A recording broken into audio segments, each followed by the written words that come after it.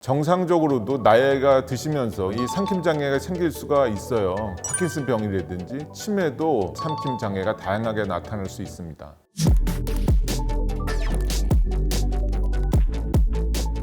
안녕하세요. 오늘은 뇌졸중 이후에 발생할 수 있는 삼킴 장애에 대해서 알아보는 시간을 가지겠습니다. 그래서 두 쌤들을 모셨습니다. 안녕하세요. 안녕하세요. 네, 우리 박쌤부터 자기소개 부탁드릴게요. 네, 안녕하세요. 저는 연세의대 강남서브란스병원 재활학과에 있는 박윤길입니다. 안녕하세요. 저는 가톨릭의과대학 부천성모병원 재활학과에서 근무하고 있는 임선입니다. 네, 박쌤부터 제가 질문을 드리겠습니다. 삼킴 장애 대체 어떤 건지 좀 생소해서요. 알려주세요. 삼킴이라고 하는 건 뭐 다 아시다시피 음식물을 씹어서 이제 목까지 쭉 넘겨서 식도를 통해서 이제 위까지 가는 과정인데요. 삼키는 때 어느 한 단계라도 문제가 있는 게 이제 삼킴 장애, 연하 장애 이렇게 얘기를 합니다. 오늘은 아마 뭐 뇌졸중에 대해서 보통 얘기를 하겠지만요. 정상적으로도 나이가 드시면서 이 삼킴 장애가 생길 수가 있어요. 파킨슨 병이라든지 치매도 삼킴 장애가 다양하게 나타날 수 있습니다. 네, 그럼 뇌졸중 이후에 이 삼킴 장애가 흔하게 일어나는 일인가요? 흔하다고 할 수 있죠. 뭐 35에서 한 50% 정도에서 발생을 할 수 있고요. 꼭 뇌졸중뿐만 이 아니고 한 14에서 한 뭐 33% 연세가 드시면 65세 이상. 요새는 뭐 65세는 노인이 아니지만 그쵸, 노인 70세, 아니시죠. 80세 넘어가면 꽤 많은 그 유병률이 있고요. 또 요양원에 계시는 분들은 한 70%, 파킨슨병인 경우는 80% 정도까지 해서도 삼킴 장애가 있다고 합니다. 임쌤, 이 삼키는 과정에서 이 문제가 생긴다고 지금 박쌤이 말씀해 주셨는데 그럼 어떤 증상을 보이게 되는 건가요? 삼킴에는 여러 가지 그 단계를 나눠서 말씀드릴 수 있는데요. 1단계는 음식을 알아보고 입을 열고 가져가는 그 단계고요. 2단계에서는 입안에서 음식물을 잘게 씹어서 넘기기 좋게 이제 변형하는 그 단계입니다. 그 다음으로는 이제 구강 이동기라고 하는데요. 인두기까지 이제 이동하는 그 과정을 말하는 거고, 그 다음 단계는 저희가 실제로 꿀꺽 하고 삼키는 1초 이내에 일어나는 그 반사 단계를 말할 수가 있고요. 마지막으로 이제 음식물이 인두기에서 식도기로 이동하면서 이제 식도기에서 위까지 이동하는 그 전체 과정이 다 삼킴 과정이라고 보시면 됩니다. 와, 삼킴 과정이 이렇게나 있는지 몰랐어요. 그냥 입에 넣고 음식물만 꿀꺽하면 되는 줄 알았는데 과정이 꽤 복잡하네요. 그럼 이 과정 중에서 한 군데라도 이상이 있으면 삼킴 장애가 되는 걸까요?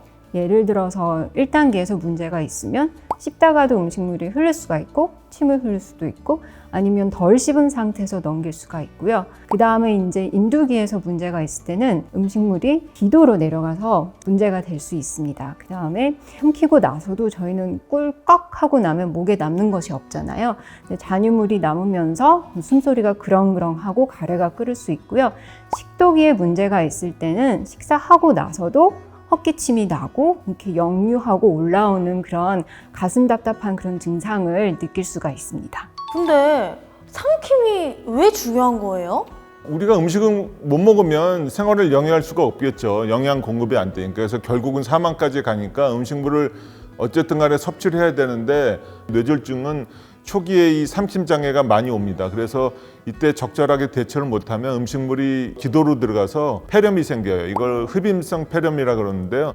초기에 사망률하고도 관계가 높습니다. 적절한 영양 공급이 안 되면 체중이 막 감소가 돼가지고요. 여러 가지 합병증이 생깁니다. 뭐 욕창도 잘 생기고 나중에 회복할 때도 문제가 되고. 그래서 삼킴 장애는 정상인도 중요하고 병이 걸렸을 땐 더더욱 중요하게 되죠. 폐렴 많이 들어봤는데 아까 말씀하신 흡인성 폐렴은 처음 들어봤어요. 그거는 어떤 걸까요? 흡인이라 하는 거는 이제 저희가 음식물을 삼켰을 때 다 식도로 내려가야 되는데 그 일부분이 이제 기도로 내려가는 그 과정을 의학적인 용어로 흡인이라고 말합니다. 흡인성 폐렴이라고 하는 거는 이제 음식물이 기도로 내려가서 폐까지 가서 감염을 일으키고 염증을 일으킬 경우에 흡인성 폐렴이라고 합니다. 흡인성 폐렴이 그럼 뇌졸중 환자한테서 많이 발생하나요? 그쵸. 가장 많은 그 합병증이라고 볼 수 있는데요. 뇌졸중이 있으면 뱉어낼 수 있는 힘도 없어요. 근력도 떨어지고, 그리고 면역력이 떨어져 있다 보니까 조금만 잘못 먹고 기도로 내려가도 바로 이제 흡인성 폐렴이 발생할 수가 있겠죠. 그리고 흡인성 폐렴이 생기면 전신 상태가 나빠지고, 전신 상태가 나빠지면 또 흡인성 폐렴이 재발하고, 이 악순환이 끊임없이 돌아가게 돼서 결국에는 환자 사망까지 이룰 수가 있습니다. 아주 위험하네요. 굉장히 위험하죠. 그렇다면 이 삼킴 장애가 있는지는 그냥 증상이 있으면 진단할 수 있는 건가요? 네, 증상 갖고 간접적으로 그 진단할 수가 있죠. 자주 사례가 들린다든지 폐렴 증상이 있다든지 하면 의심해 볼 수가 있는데요. 좀 더 정확하게 하려면 몇 가지 이제 검사들이 있습니다. 간이 검사 같은 경우는 물 같은 걸 한번 먹이게 해보는 거예요. 그래서 물을 한 컵 이렇게 들이켰을 때 목소리 변화 아니면 기침 이런 거 갖고도 이제 알아볼 수가 있는데 이게 정확하진 않아요. 그래서 좀 더 정밀한 연화 조형 검사 이런 것들을 하게 되죠. 그럼 이런 테스트들을 뭐 환자들 스스로나 보호자들이 할 수 있는 건가요? 간단한 거는 해볼 수가 있는데 그것만 갖고는 완전하지가 않고 어떤 단계에서 어떤 정도의 문제가 있는지 보려면 투시해서 보는 그런 조형 검사라든지 아니면 내시경으로 넣어서 보는 그런 검사들을 할 수 있는 것이 정확합니다. 아까 투시 검사라고 박쌤이 얘기해 주셨는데 정확하게 어떤 걸까요? 비디오 투시 연화 검사라고 하는 것은 그 삼킴장애 연화곤란이 있는 환자들한테서 가장 대중적으로 시행해 볼 수 있는 검사 방법입니다. 검사하는 방법은 조영제를 이제 음식물에 섞어가지고 그 음식물이 이제 이동하는 거를 그 X선으로 투시해서 직접 이동하는 과정 전체를 촬영을 하게 되고요. 어떤 단계에서 어떻게 흡인이 되는지 그 기전을 알 수가 있고,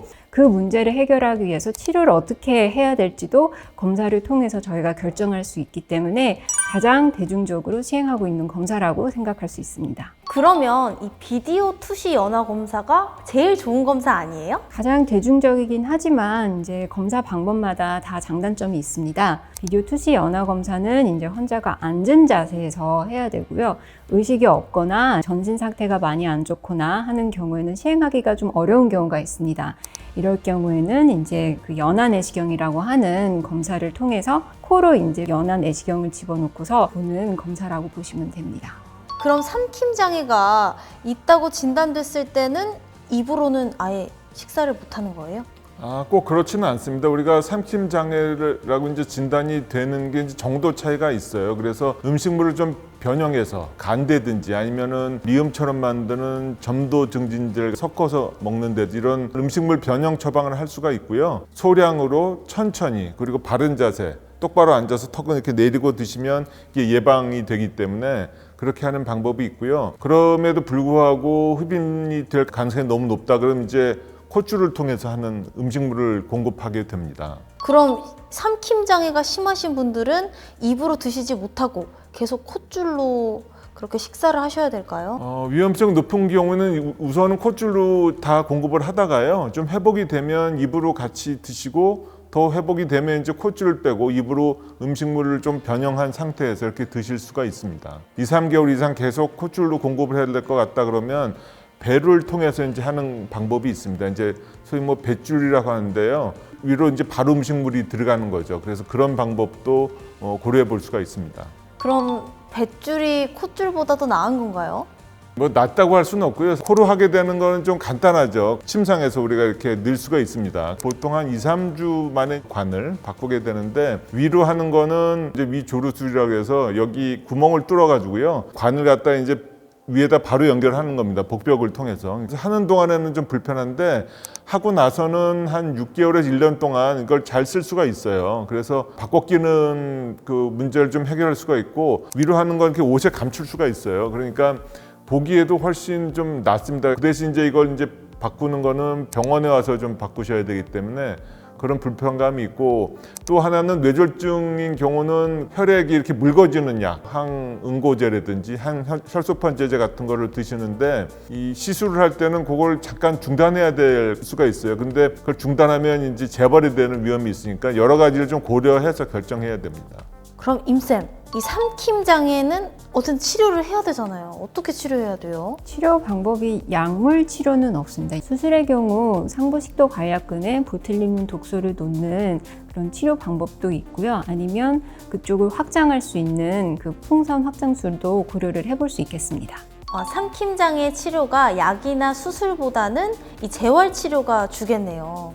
저 재활 치료를 받는 것이 중요합니다. 비디오 투시 연화 검사를 통해서 어떤 단계에 왜 문제가 있는지 정확하게 진단받은 다음에 그 문제에 맞게 운동 처방을 받는 것이 중요하고요.